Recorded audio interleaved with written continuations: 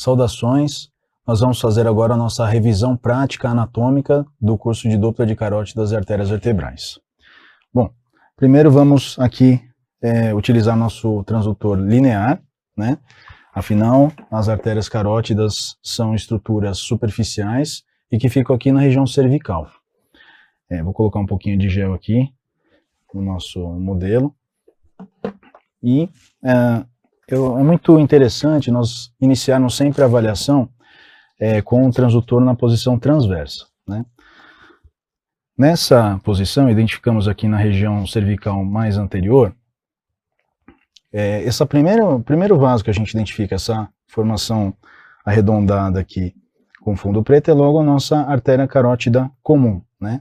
E nessa abordagem, nós identificamos aqui, no caso eu estou avaliando o lado direito, então nós identificamos mais medialmente a imagem, o lobo tireoidiano direito, mais lateralmente essa imagem, a veia jugular interna, né?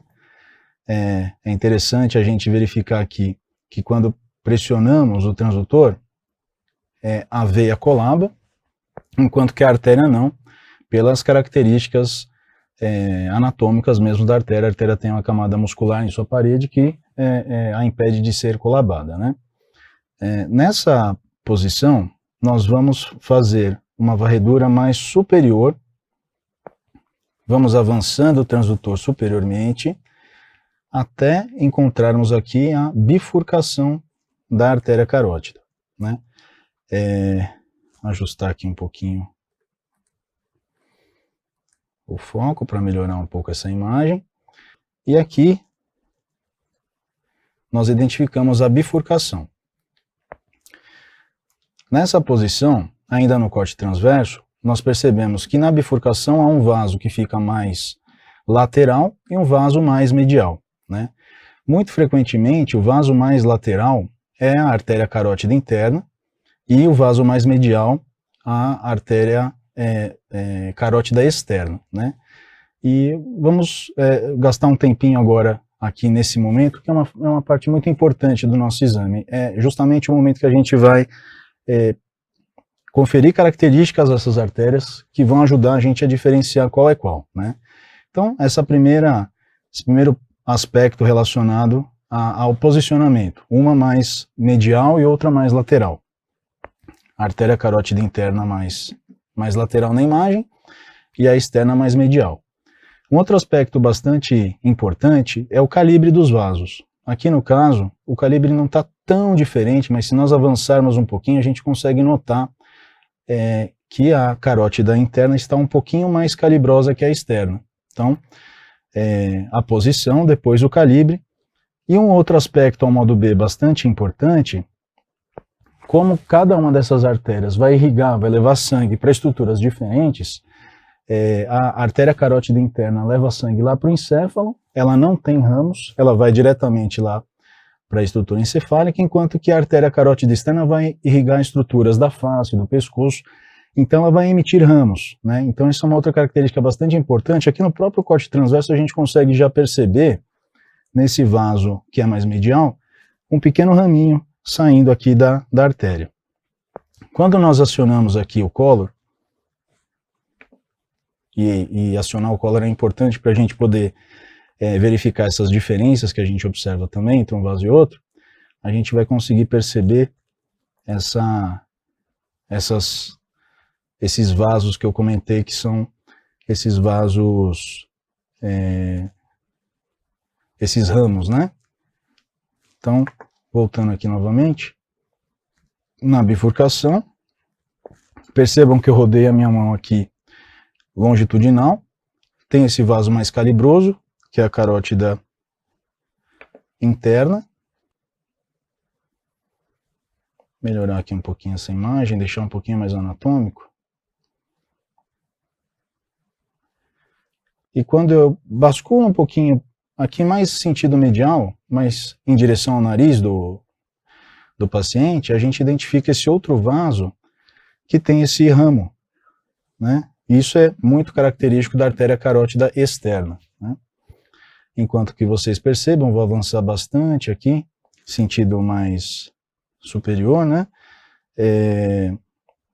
vou verificar aqui que essa artéria já não tem ramos, então essa é a artéria carótida interna, né? E nós podemos inclusive acionar aqui o nosso Doppler pulsado para demonstrar que os padrões de ondas são diferentes entre uma artéria e outra. A artéria carótida interna, ela tem a diástole mais cheia, né, afastada do zero, enquanto que a carótida externa já costuma ter a diástole mais próxima de zero, uma diástole mais baixa, né? Então aqui nós conseguimos verificar algumas características que nos auxiliam a diferenciar um vaso do outro. É fundamental nós sabermos bem, temos esse conceito bastante solidificado. Então retornamos aqui à posição transversa, nesse território aqui da bifurcação da aorta, da carótida, bifurcação da carótida comum. Rodei aqui novamente em sentido longitudinal, identifiquei o bulbo carotídeo, carótida interna e carótida externa. Voltando, descendo inferiormente, aqui ao lado direito, nós conseguimos identificar também a origem da carótida comum. Lembrando que a origem da carótida comum é diferente da carótida comum à direita, é diferente da carótida comum à esquerda. À direita, a artéria carótida comum se origina do tronco braquicefálico, também conhecido como artéria inominada, e está exatamente nesse ponto. Então reparem que eu estou no corte transverso, descendo, né, inferiormente, aqui, deslizando o aparelho inferiormente, sentido caudal do paciente. Identifico aqui o tronco braquicefálico e a origem da carótida comum, à direita. E aqui a anatomia está muito favorável aqui do nosso paciente, e nós podemos identificar também a origem da artéria subclávia direita, né, que fica aqui também na região, na emergência do tronco braquicefálico, né. Nós vamos agora fazer a avaliação da artéria vertebral, né. Então, como é que fazemos a avaliação da artéria vertebral? Nossa dica prática aqui do curso é procurar identificar a artéria carótida comum. Podemos fazer isso no corte transverso e rodar o transdutor para o corte longitudinal. Nós vamos afastar um pouquinho, né, aumentar um pouquinho a profundidade, até cerca de 4,5 cm, e procurar deixar o vaso paralelo, né? Nessa posição, se nós fizermos uma pequena movimentação do transdutor, uma báscula mais lateralmente ao paciente, nós vamos identificar esse vaso que fica entre as apófises vertebrais. E aqui justamente a nossa artéria carótida, a nossa artéria vertebral, né? Então, carótida comum, rodo transverso, do transverso para o longitudinal, faço uma leve báscula sentido lateral, né? E vou identificar entre aqui os corpos vertebrais, entre as apófises vertebrais, a artéria vertebral. E nós podemos, após a caracterização da artéria vertebral, buscar a origem dela, né? Então, fazendo aqui, deslizando novamente o aparelho agora com o transdutor em longitudinal mesmo, né? Para facilitar a avaliação. Nós vamos seguindo a artéria vertebral até identificarmos aqui a sua origem na artéria subclávia direita, né? E nós observamos aqui a artéria subclávia e a origem da vertebral. É importante a gente lembrar que a avaliação da artéria vertebral deve ser realizada no segmento V2, que consiste no segmento que está dentro dos segmentos ósseos, né? Essa porção que nós estamos avaliando aqui da artéria vertebral é o segmento que nós chamamos de V0, logo em sua origem, e na sequência, o segmento V1. É interessante nós avaliarmos essa região, termos esse conhecimento, porque eventualmente em alguma suspeita de roubo da artéria subclávia, algum processo estenosante nesse território, a gente seja capaz de identificar. Então, seguindo aqui o segmento V1 nós podemos ligar aqui o nosso color, né, para poder identificar que de fato se trata de uma artéria, né, da artéria vertebral aqui no caso. E a artéria vertebral costuma ter um padrão de vascularização bastante semelhante à artéria carótida interna, à artéria carótida comum, né, com a diástole um pouco mais afastada do zero, uma diástole um pouco mais cheia, porque ela também irriga lá o território encefálico, né? E aqui novamente nós voltamos para o segmento V2, na qual identificamos a artéria inserida dentro do segmento ósseo, né? Estamos identificando aqui as apófises vertebrais. Vale a pena também nós conhecermos uma outra abordagem da artéria vertebral, da artéria carótida comum, que é a abordagem mais posterior, né? Então, a abordagem mais comum que nós temos é essa anterior mesmo, na qual identificamos aqui a tireoide, lobo tireoidiano, né? E identificamos aqui a veia jugular, né? Essa abordagem mais posterior, nós vamos usar de reparo, de referência aqui, o músculo esternocleidomastoideo, né? E é interessante nós sabermos essa abordagem, porque dependendo do biotipo do nosso paciente, a gente pode ter alguma dificuldade de caracterizar o bulbo carotídeo. Então reparem que nessa abordagem eu não estou enxergando diretamente o lobo direito da tireoide, né?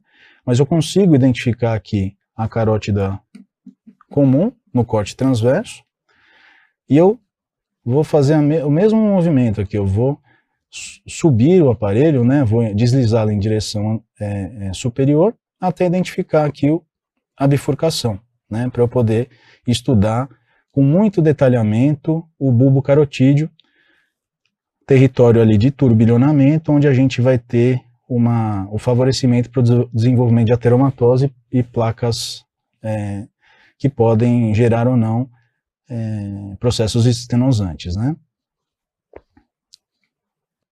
Perfeito. Então agora nós vamos fazer também uma revisão anatômica do lado esquerdo, né? E a diferença que nós temos do lado direito para o lado esquerdo é justamente a origem da artéria carótida comum. Então aqui, já do lado esquerdo, o que nós vamos ter de estruturas, né, diferentes, né? Nessa abordagem anterior que fizemos, continuamos identificando aqui o lobo tireoidiano esquerdo. Nós temos aqui, diferente do lado direito, o esôfago. Se pedirmos aqui, Kevin, engole, por favor, querido. Perfeito. Percebemos aqui que o movimento de deglutição fez o músculo esofágico mover para comprovar que de fato estamos olhando o esôfago aqui embaixo. E, diferentemente do lado direito, nós vamos identificar aqui, na realidade nós não vamos conseguir ver com muita facilidade a origem da carótida comum esquerda, porque ela origina-se diretamente do arco aórtico, né? Mas a varredura continua sendo a mesma. Nós vamos identificar aqui o vaso, então, medialmente, o lobo tireoidiano, lateralmente a veia jugular interna, quando nós pressionamos aqui o vaso ecolabado, né? Nós vamos deslizar o aparelho em sentido cranial do paciente e vamos identificar aqui a bifurcação e mais lateralmente aqui vai ser a carótida interna e mais medialmente a externa. Novamente, identificamos aqui ramos que vão irrigar estruturas de face e pescoço da carótida externa, diferentemente do que encontramos na interna. Reparem aqui que a interna não emite ramos, né? Nessa posição que estamos aqui, justamente em cima da bifurcação, no corte transverso, nós vamos rodar o aparelho transdutor no corte longitudinal e vamos estudar com bastante detalhamento esse território. É fundamental isso, e durante o curso nós vamos explorar bastante esses detalhes e essas dicas práticas que estamos comentando.